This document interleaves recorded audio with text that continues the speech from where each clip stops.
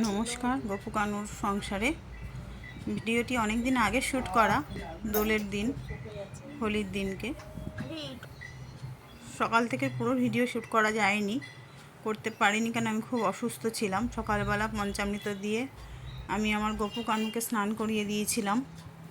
তারপরে তাদের একটি সুন্দর জামা পরিয়ে ফুলের মালা ঠালা দিয়ে গয়নাগাটি দিয়ে সাজিয়ে দিয়েছিলাম যতটুকু শরীরে পেরেছিলাম। এবং আগে ওদের রং দিয়েছিলাম, দোলের রং থালায় সাজিয়ে নিয়ে আগে ওদেরকে রং দিয়েছিলাম। একে একে সমস্ত দেবদেবী যত ঠাকুর আছে আমার, তাদের সবাইকে রং দিয়েছিলাম।